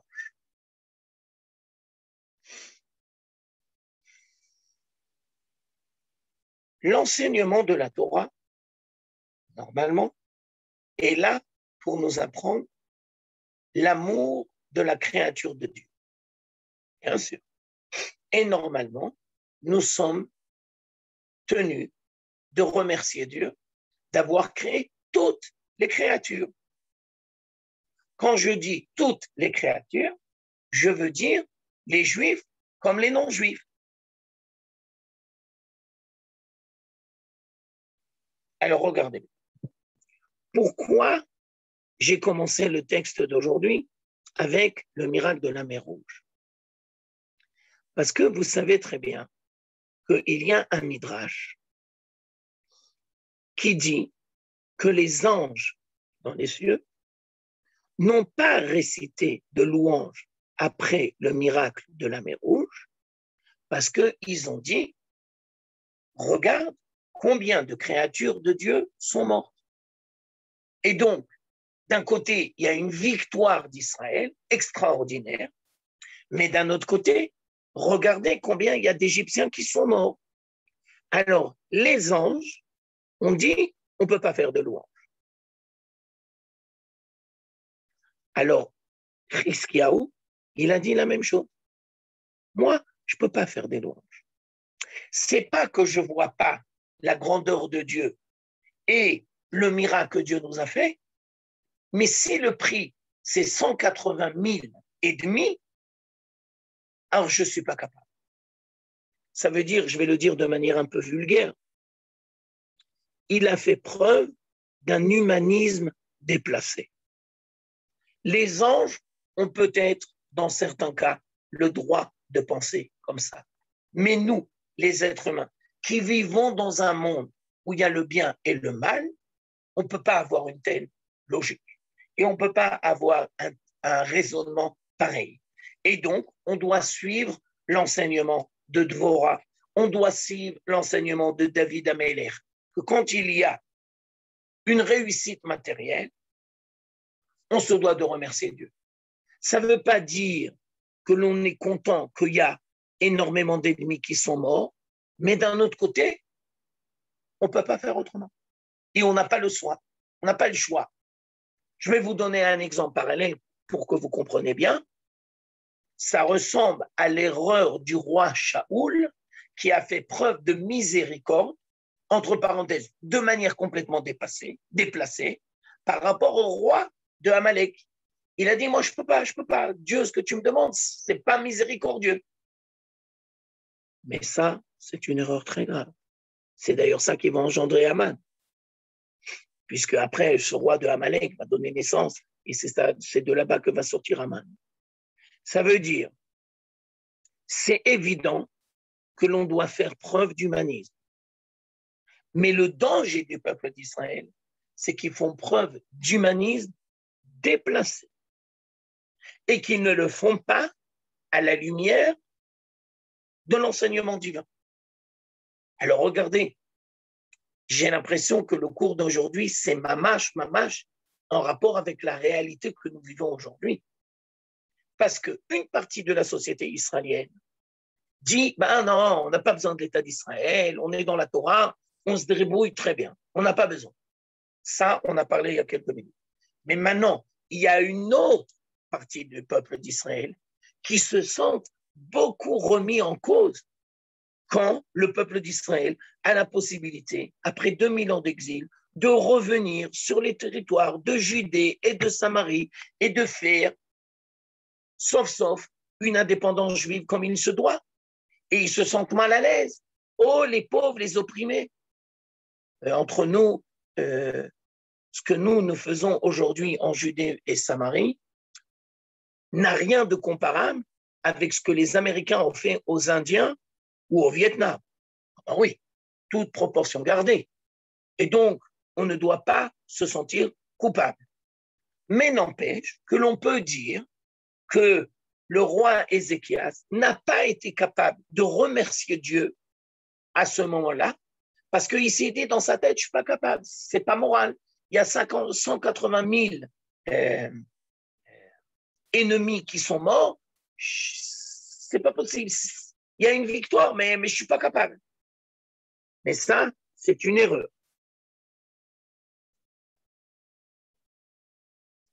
Je voudrais m'arrêter là, une seconde, pour vous poser les questions. Est-ce que vous avez des interventions ou des questions à dire? Et après, je voudrais terminer.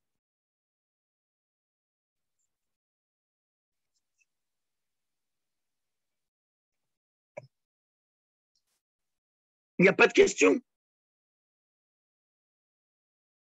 Excusez-moi, même s'il n'y en a pas, que quelqu'un le dise, parce que je n'entends personne et je ne vois personne. Alors, ça m'est un peu difficile. Pas de questions. Il n'y a pas de questions. Non, pour le moment, il n'y a pas de questions. D'accord. C'est Okay. super, on écoute, on veut la suite, on n'a pas de questions. Alors maintenant, puisque c'est déjà 51, alors je crois qu'on a compris le roi Ézéchias, et maintenant je voudrais revenir dans le texte du chant de Dévorah. Alors je vous invite, s'il vous plaît, à rouvrir le livre de Shoftim. Nous sommes au 5e chapitre et nous sommes dans la louange que Dvorah et Barak ben Avinoam vont faire pour remercier Dieu. Alors aujourd'hui, je voudrais terminer le cours sur une expression biblique extraordinaire. Et c'est la première fois, et c'est même la seule fois que nous allons voir cette expression. Alors regardez bien, s'il vous plaît. Je vous invite à ouvrir au verset 23. Alors, nous n'allons pas étudier le chant de Dévorah dans tout chaque verset, on n'a pas le temps malheureusement. La semaine prochaine, je me dois de faire un cours sur Pessah, et après Pessah, si Dieu veut, on commencera le 6e chapitre. Mais n'empêche que je pense que c'est une erreur de ne pas s'arrêter sur le verset 23. Oru meroz amar malach Adonai. Oru arur yoshveha. Ki lo bahu le'ezrat Adonai bagibori. Alors, nous avons expliqué dans les cours précédents que Dvorah faisait très attention d'essayer d'amener le peuple juif par lui-même à comprendre le rôle qu'il avait à faire. Elle l'a fait à Paris et après, elle l'a fait à l'échelon national. Alors, dans tous les versets du chant qui sont une louange à Dieu par rapport à la victoire, Dvorah se sentait responsable de porter une critique. Mais elle l'a fait de manière pas directe, de manière indirecte. Elle l'a mis dans le chant, dans toutes les louanges, un verset où elle dit une critique. Pourquoi vous n'êtes pas venus, vous les autres tribus?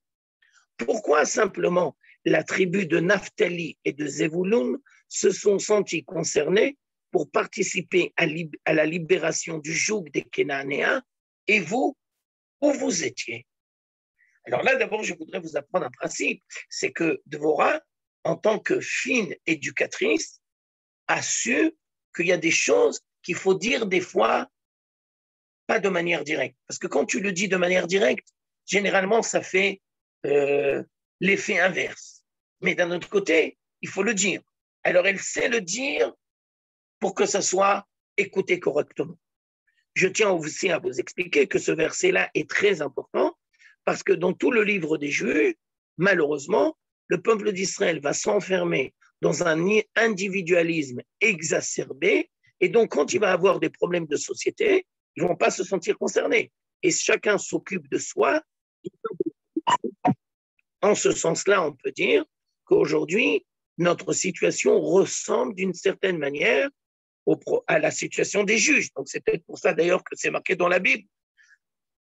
Parce que le phénomène de société se reproduit, comme nous l'avons expliqué dans les cours précédents. Mais, et là-dessus je voudrais terminer, nous aujourd'hui, nous avons l'habitude de dire et Ezrat Hashem, avec l'aide de Dieu, avec l'aide de Dieu. Mais Dvorah, qui était une femme très très sage, a inventé une autre expression. Les Ezrat Hashem. Pourquoi ne vous êtes pas venus pour participer à la délivrance de Dieu sur terre? Ça veut dire, je vais vous dire comme ça. Je voudrais que Dieu m'aide à réaliser tous mes projets. Oh ben non, ben non. Ça, c'est une forme d'orgueil. On ne peut pas dire un truc pareil. Par contre, il faut dire autre chose. Je voudrais que Dieu m'aide à réaliser tous ses projets. Ah, voilà. C'est ça la définition de quelqu'un qui est croyant. Quelqu'un qui est croyant, c'est quelqu'un qui sait remettre les pendules à l'heure et qui met Dieu à sa véritable place.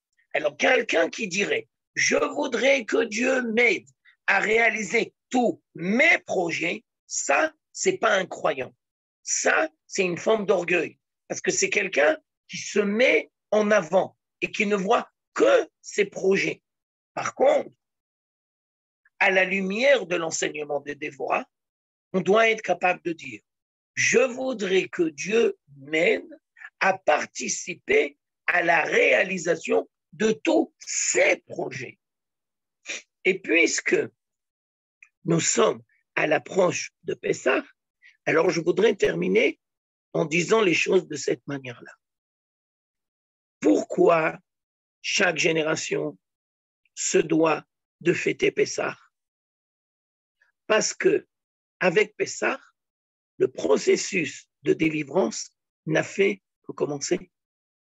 Et le vrai défi de chaque génération, ce n'est pas de se rappeler d'un événement passé il y a 3000 ans.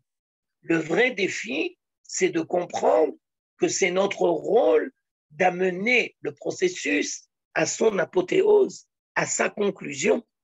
Et Dieu, d'une certaine façon, ne peut pas le faire sans notre contribution. Et comme Dvorah l'a dit très justement, mais pourquoi vous n'êtes pas venus pour participer à la réalisation du projet divin? Eh bien, aujourd'hui, c'est le même défi. Et donc, on peut dire que la création de l'État d'Israël n'est pas uniquement là pour participer ou devenir des Juifs et à la réalisation du projet sioniste. Non, beaucoup plus que ça. La création de l'État d'Israël, c'est une étape très importante dans le processus de délivrance pour participer à la réalisation du projet divin. Et malheureusement, on peut dire, je crois, que beaucoup de gens n'ont pas intégré ce que Dvorah est en train de nous apprendre ici. Ça veut dire donner à Dieu sa véritable place. Je termine par une image et on s'arrêtera là pour aujourd'hui. À la fin du Seder, quand tout le monde est complètement crevé et que la majorité se sont endormis ou se sont levés de la table, parce que le grand défi du Seder, c'est que tout le monde reste avec nous jusqu'à la fin. On dit le cantique des cantiques dans toutes les communautés. Ashkenaz, Séfarad, tout le monde dit le cantique des cantiques. Alors la grande question, mais pourquoi? Quel rapport? Alors on a l'habitude de dire parce que c'est un chant d'amour. Ça c'est vrai, je suis d'accord avec vous. Et cet amour a commencé à se manifester avec la sortie d'Égypte. Ça c'est vrai, je suis d'accord. Mais maintenant je voudrais vous proposer une autre explication. Le cantique des cantiques, c'est une tragédie. Parce que l'amant vient, et l'amant revient, et l'amant revient. Mais la bien-aimée, elle n'est pas capable. Elle n'est pas capable de s'habiller, pas capable de sortir de son lit, elle n'est pas capable d'aller ouvrir la porte. Et vous avez compris, la bien-aimée, c'est le peuple d'Israël. Il est occupé par plein de choses, mais pas du tout par la réalisation du projet divin. Et chaque fois que Dieu vient, il frappe à la porte. Et donc, le projet n'arrive pas à son apothéose. Alors les Chachamim, entre parenthèses, qui étaient très intelligents, ils ont dit, regarde, tout de suite après le repas, tu sais c'est quoi la sortie d'Égypte? La sortie d'Égypte, dans ta génération, c'est une seule chose. Va ouvrir la porte à Eliyahu Hanavi. Parce qu'Eliyahu Hanavi ne va pas venir tant que tu ne vas pas lui ouvrir la porte. Et d'une manière plus approfondie, ouvrir la porte à Eliyahu Hanavi, c'est la réparation de Shirachim. On ne va pas attendre qu'il vienne. On va l'ouvrir de nos propres initiatives. Et on va dire, Dieu, on t'attend, on a besoin de toi, on ne peut pas sans toi. Donc, venir ouvrir la porte à Eliyahu Hanavi, c'est comprendre que le processus de délivrance n'est pas terminé et que c'est notre devoir et notre responsabilité de compléter le processus. C'est la suite logique de l'enseignement de la prophétesse Dévorah. Pourquoi vous n'êtes pas venu amener votre contribution? On s'arrêtera là pour cette fois-ci. Vous avez peut-être des questions ou des interrogations. Merci beaucoup. Toda Rabba, Rav Tuliano. Je vous en prie, je suis à votre disposition. Et sinon, alors on se retrouvera la semaine prochaine. On essaye de voir s'il y a des questions. C'est le moment, chers amis. Merci beaucoup, merci beaucoup. Toujours à votre disposition. Merci beaucoup, merci beaucoup. Vraiment. On comprend beaucoup de choses. Toda Rabba, merci. À Bezrat Hashem, la semaine prochaine, on retrouvera le Rav également. Super. Merci beaucoup. C'était très, très intéressant. À la semaine prochaine.